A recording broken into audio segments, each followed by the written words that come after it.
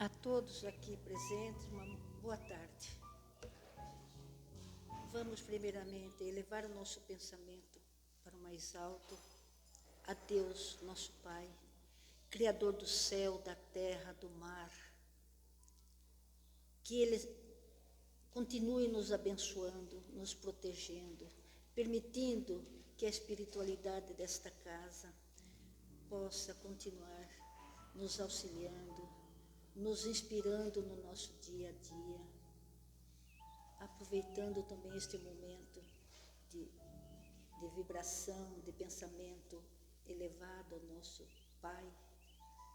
Vamos pedir que Ele permita a espiritualidade não só desta casa, mas a todos os espíritos, os anjos da guarda que se encontram na crosta da terra, possa neste momento visitar todos os hospitais, os quartos, as enfermarias, todos aqueles que estão implorando por misericórdia e também por aqueles que ainda não sabem pedir, não conseguem ainda entender que a única solução para nos dar paz, esperança, para continuarmos a nossa sobrevivência aqui na terra, é pensar em Deus e a Ele suplicar.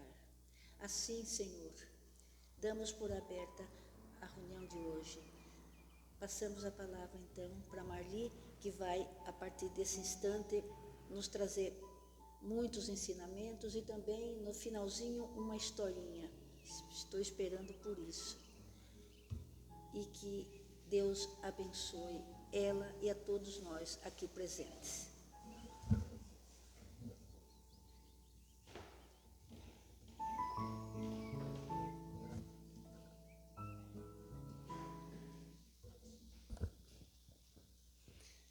Boa tarde a todos, quase boa noite já.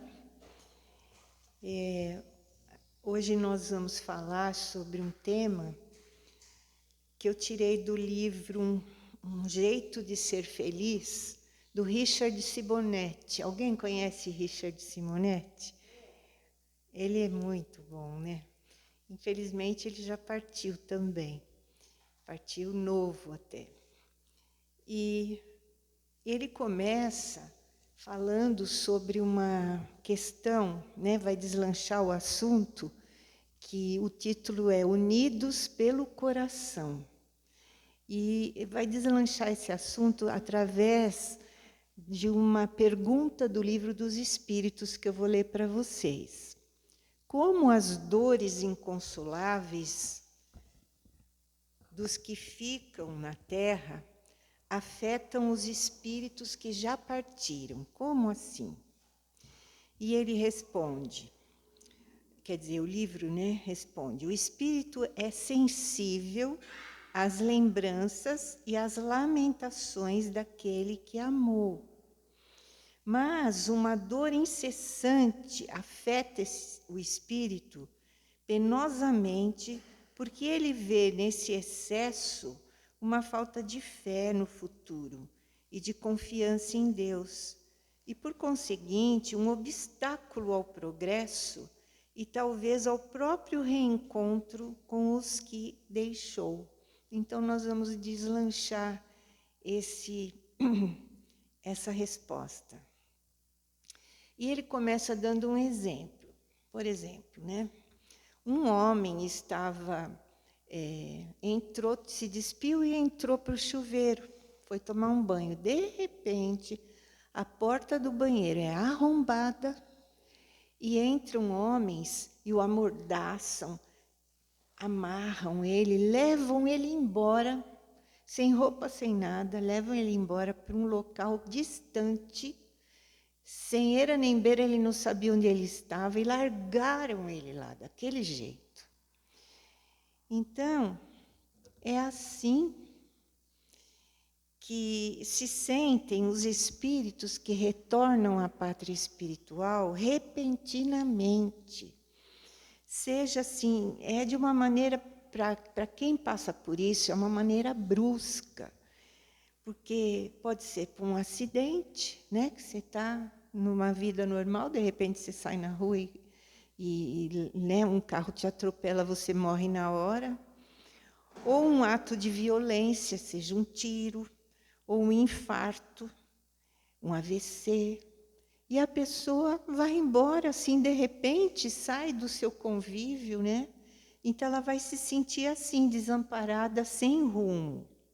Mas, dependendo do modo como essa pessoa vivia na Terra, se ela tiver um pouquinho de conhecimento da espiritualidade, ou mais uma maturidade emocional, ela vai se dar melhor, porque ela vai chegar lá e vai conseguir enfrentar, vai acordar para a realidade, né? E se essa pessoa era muito apegada aos bens materiais, ou se não tinha equilíbrio nenhum, nem conhecimento, vai se sentir perdida, vai sentir um vazio na vida. Vai ser desse jeito. E aqui se encaixa perfeitamente aquelas palavras de Jesus, quando ele disse assim: onde estiver o teu tesouro, aí também estará o teu coração. O que Jesus quis dizer com isso, né? Que aqueles que são muito ligados aos negócios, às coisas materiais, aos bens da terra, eles terão muitas dificuldades de adaptação no plano espiritual. É bem lógico isso, né? Essas pessoas vão sentir muita dificuldade. Vão se sentir como que raptadas, né? Saíram do ambiente delas, e aí, o que eu estou fazendo aqui, né?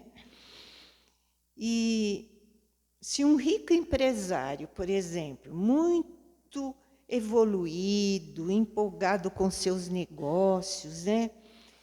Sem espaço para o seu coração, porque ele só pensa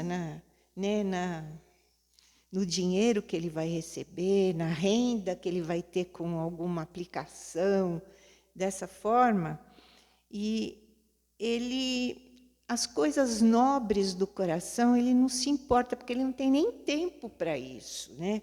Como carinho, amor, caridade. Esse espírito vai se sentir lesado no plano espiritual, como se tivessem roubado dele até o último centavo. Ele vai se sentir assim. Já os espíritos evoluídos, como diz o nosso autor, Richard Simonetti, porque ele era muito engraçadinho, sabe? Ele diz assim: os espíritos evoluídos que fazem a poupança para o além, né? Existe uma forma de fazer uma poupança para o além. Guardam seus tesouros nos bancos da sabedoria e das virtudes.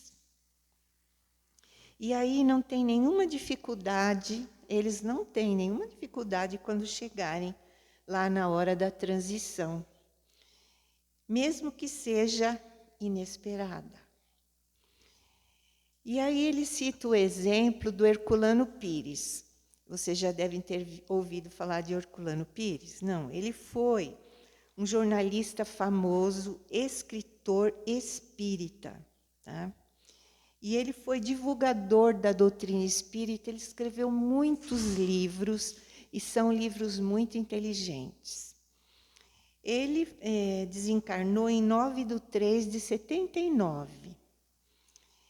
E foi imediatamente que ele teve um infarto, foi levado para o hospital, né? E ao mesmo tempo em que aconteceu isso com ele, na casa dele, havia, na garagem da casa, um pequeno centro espírita, onde as pessoas estudavam a mediunidade, tinha o trabalho mediúnico, onde exercitavam, né, a mediunidade e aprendiam muita coisa. E aí a família ficou sabendo que ele teve um infarto fulminante e achou melhor não falar nada para o grupo, porque eles estavam estudando naquela hora, para não tumultuar, para eles, né, na saída, eles contariam para eles. E durante os trabalhos mediúnicos, vejam só, para a surpresa de todos, veio um espírito e informou o falecimento do Herculano Pires. E, em seguida, ele se manifestou para suas despedidas. Vejam, um espírito tão evoluído como Herculano, né? Ele chegou, acabou de morrer, ele já teve condições de voltar ali no ambiente dele, espiritualmente, e dar uma mensagem, né, de despedida, em forma de poesia, conforme ele sempre fazia, né? E somente depois da reunião é que as pessoas foram informadas. E daí ficaram sabendo que o Herculano costumava escrever poesias em datas especiais para a família. E foi facilmente identificada pela família, porque eram coisas que ele normalmente falava, né? E nesse caso, ele usou assim, pedindo, solicitando que eles trabalhassem em favor das obras de Kardec. Ele ainda ressaltou isso, como ele sempre fazia. Então, essa manifestação, ela mostra claramente como que um espírito esclarecido pode superar imediatamente o trauma da morte. Porque é um trauma, né? Mas é uma exceção. Esse caso do Herculano Pires é uma exceção. Nunca a gente mais ficou sabendo de alguém que falasse isso, que desse uma mensagem. E por isso mesmo, é melhor ter, como diz o autor, que ele era engraçadinho, é melhor ter uma doença longa, não morrer de repente, é melhor ter uma doença longa.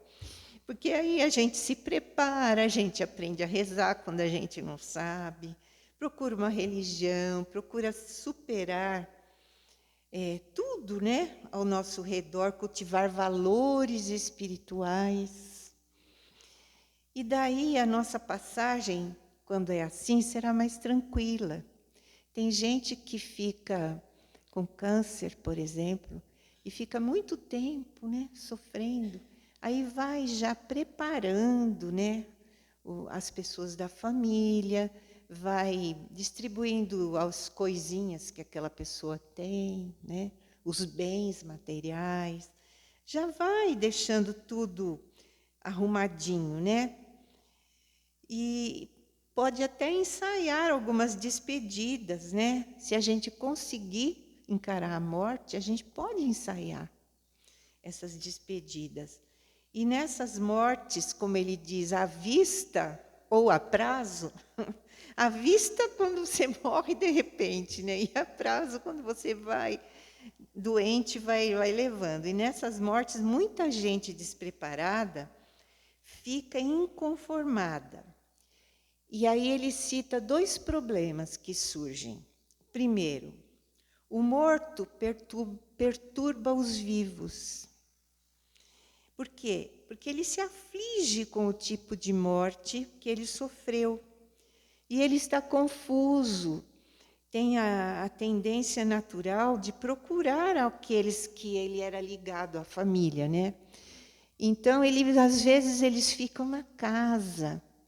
E aqueles que são mais sensíveis percebem alguma coisa que há ali na casa, não se sentem bem, sente uma tristeza, uma angústia, porque aquele espírito está ali, né? Ele não se conforma dele. Às vezes ele nem entende, porque ele conversa com um, com outro e ninguém responde. Por quê? Ninguém está vendo ele, né? E isso acontece muito comumente. E aí, né? Essa tendência natural é procurar aqueles que ele está ligado pelos laços do coração e que fazem parte do seu tesouro aqui na Terra, né? E aí eles se aproximam, pedem socorro, reclamam. E se não houver sintonia entre o desencarnado e os seus queridos, surge aquilo que a gente chama de obsessão pacífica, que aí as pessoas ficam só lembrando, né? E ele somente quer ajuda, como alguém que está se afogando e se agarra no primeiro que aparece. Ele está desesperado, porque ele não sabe direito o que está acontecendo com ele, né? E esse envolvimento com as pessoas mais próximas causa muitas impressões naqueles que eram ligados a ele, né? Mas nada que não possa ser superado, tá?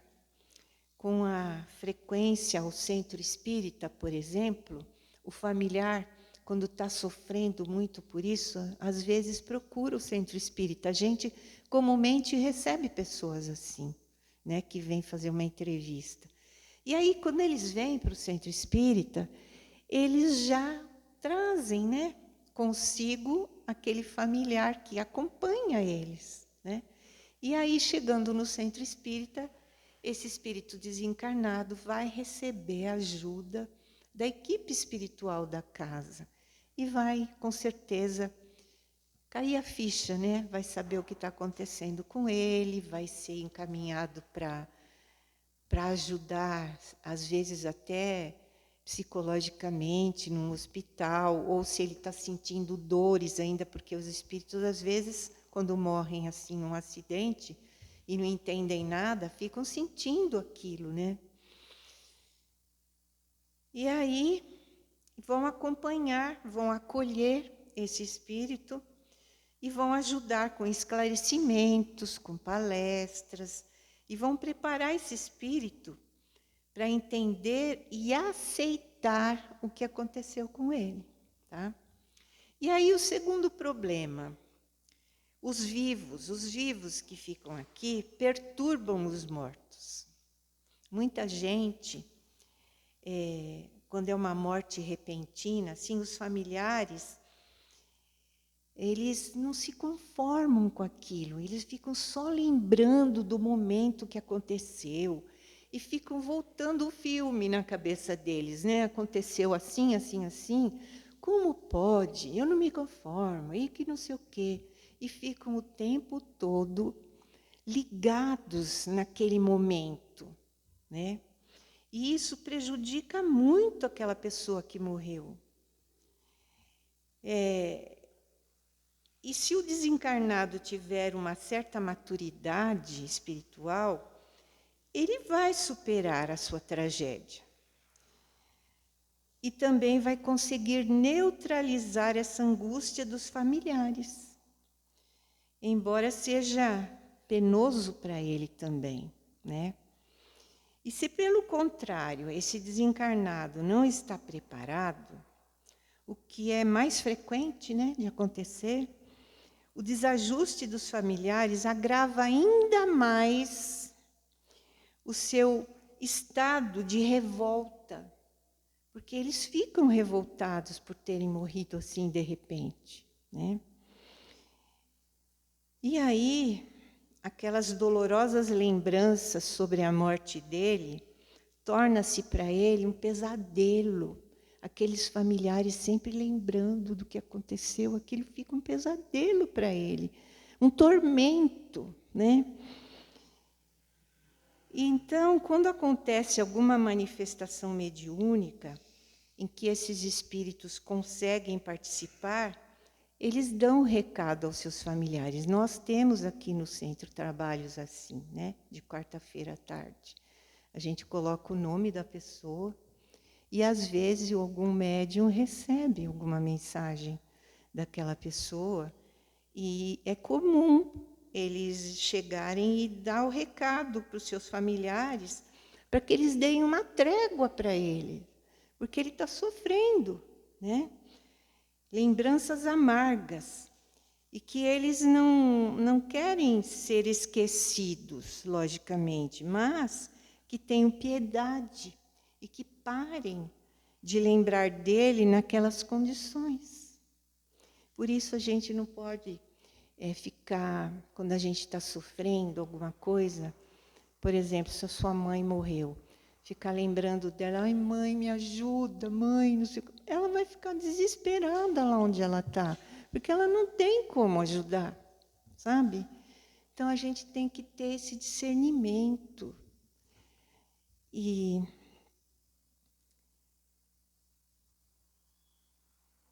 ainda sugerem, né, às vezes, aos seus familiares que retornem à vida normal quando eles dão a mensagem. E, se possível, pratiquem a caridade em favor dos mais necessitados, porque essa pessoa que foi embora, assim, repentinamente, ela deixa um vazio, né?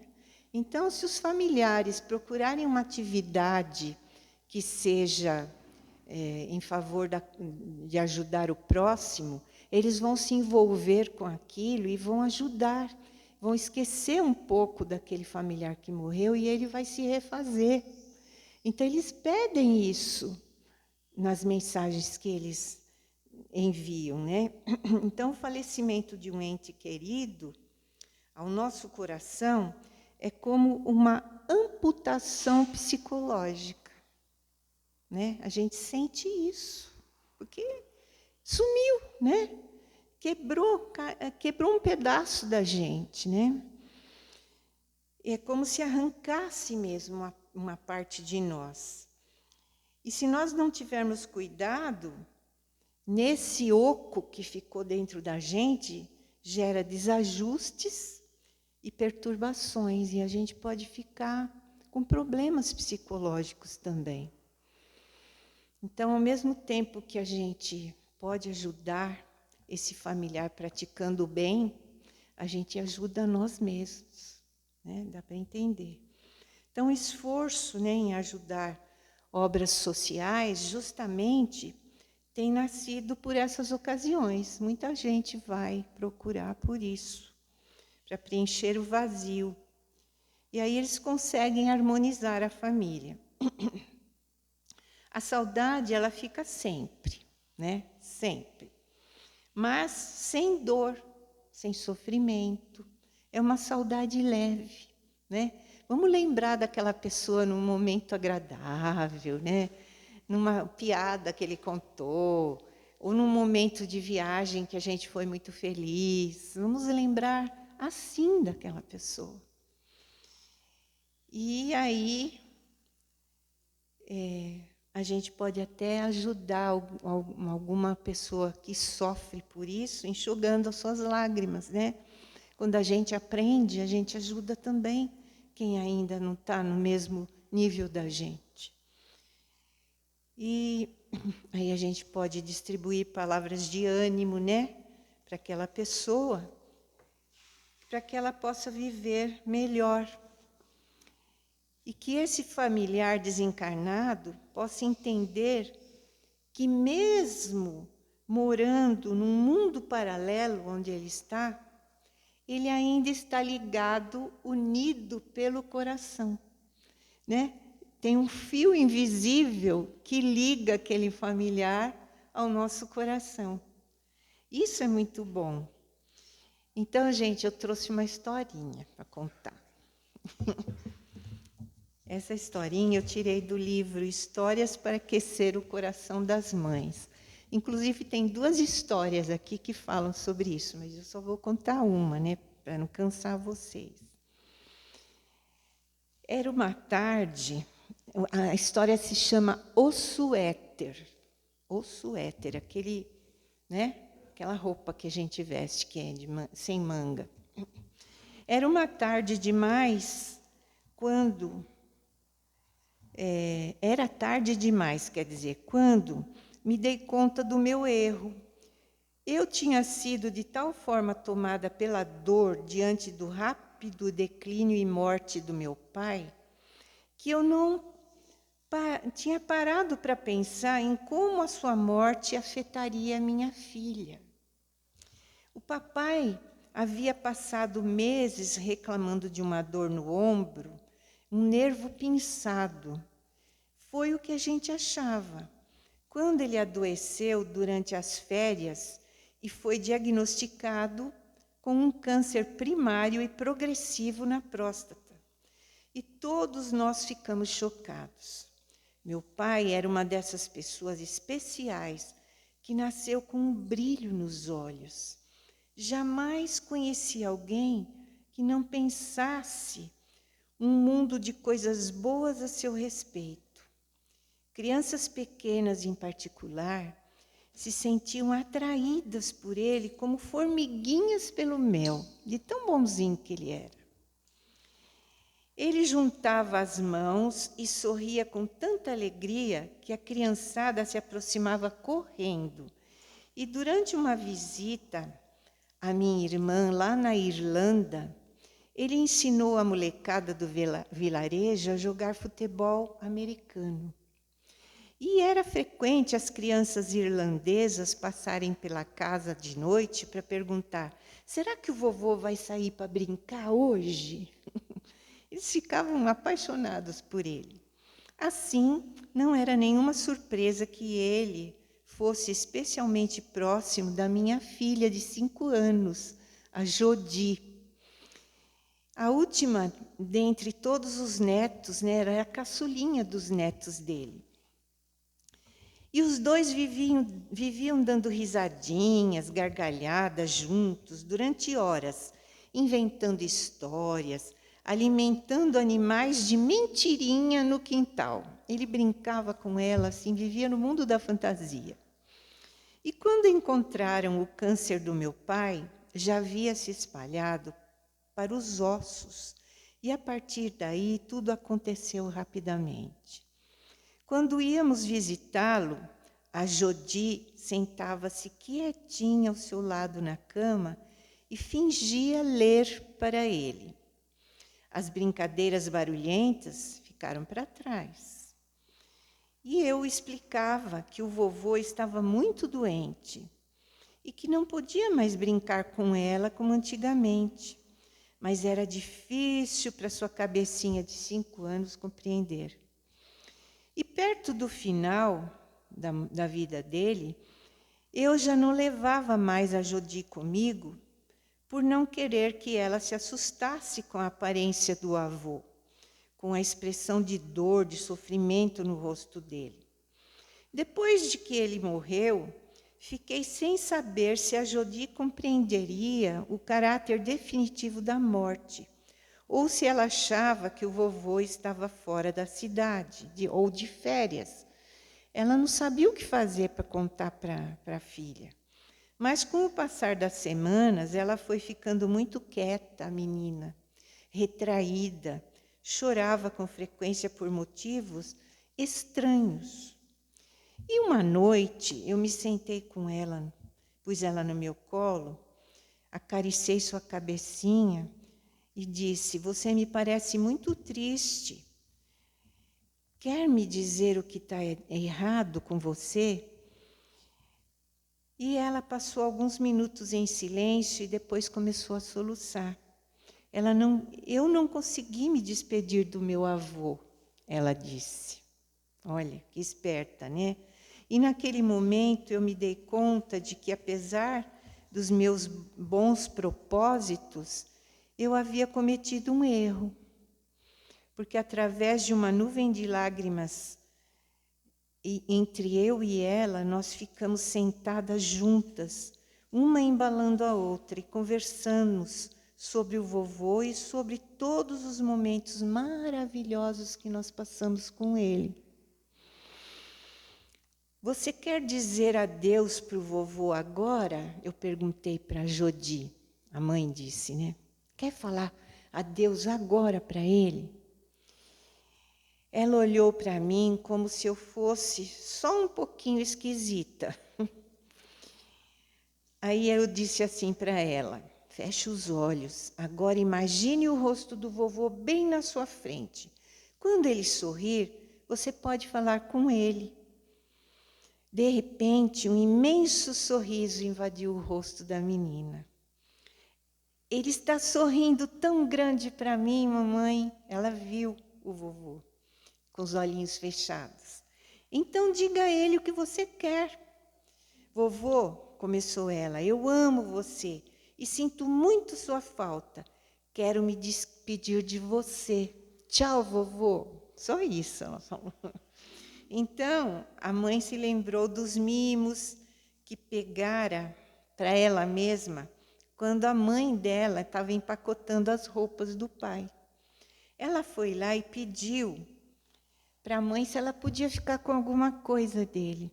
E ela pegou 2 suéteres velhos e confortáveis, aqueles que ele gostava de ficar em casa nos fins de semana. Eram 2.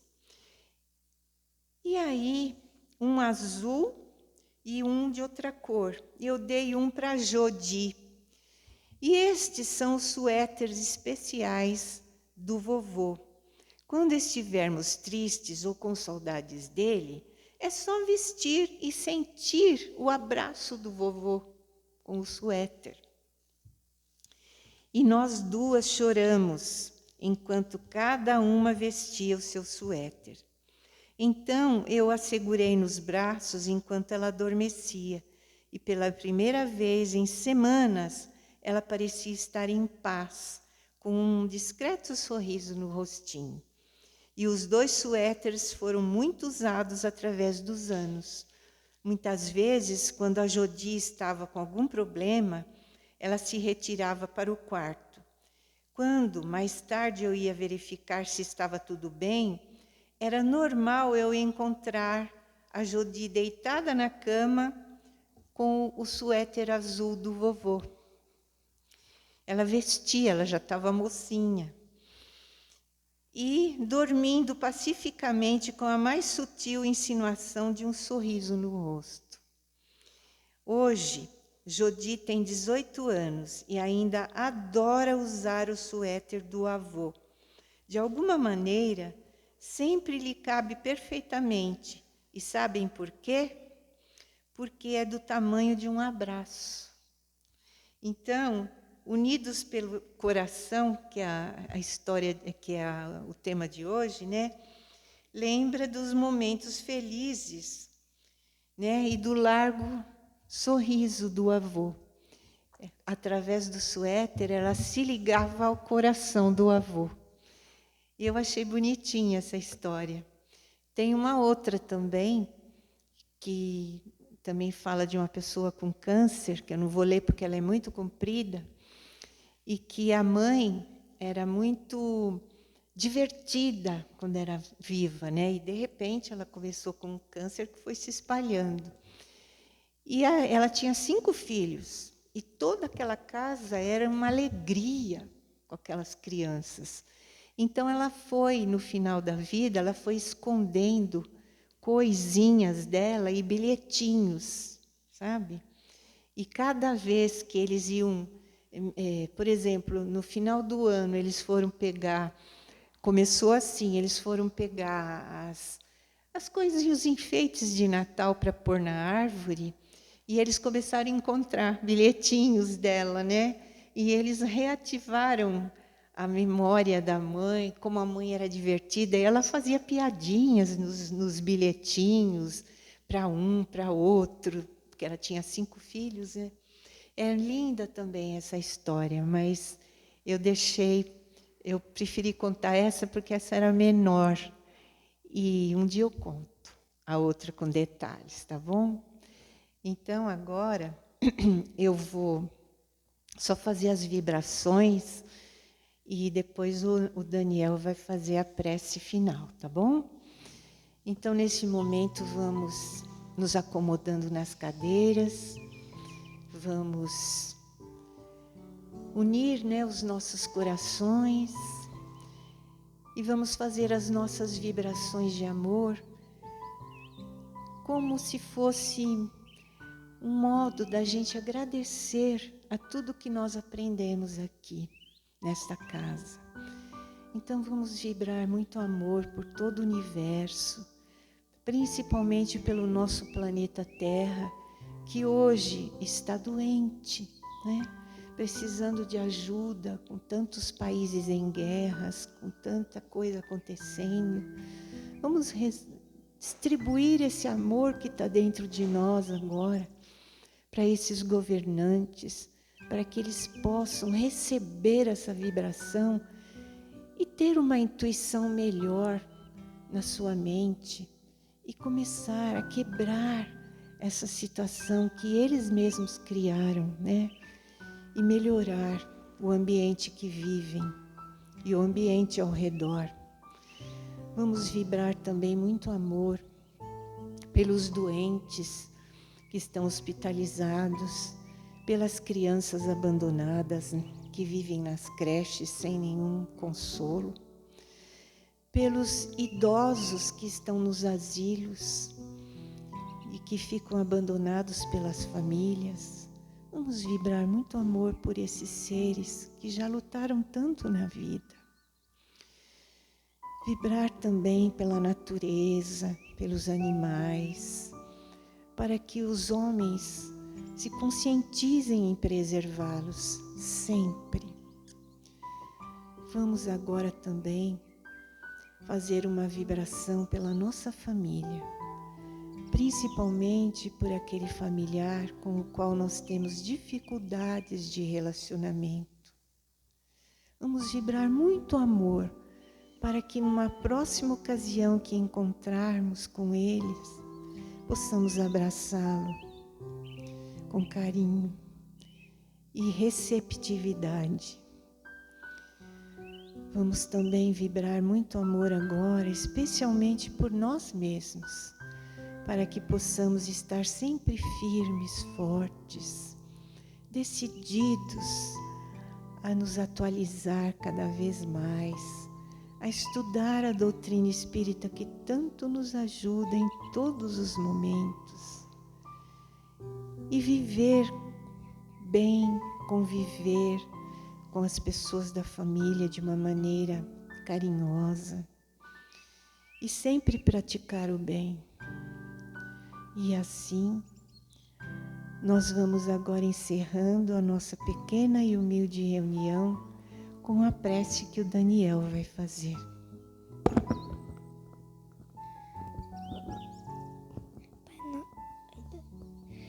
Pai nosso que está no céu, santificado seja o vosso nome, venha a nós o vosso reino, seja feita a vossa vontade, assim na terra como nos céus. O pão nosso de cada dia nos dai hoje, perdoa as nossas ofensas, assim como nós perdoamos a quem nos tem ofendido, e não nos deixe cair em tentações, e livra-nos de todo mal, que assim seja, graças a Deus, graças a Jesus. Amém. Obrigada, meu lindo. Então, uma boa semana a todos, né? E até segunda que vem, se Deus quiser. Graças a Deus.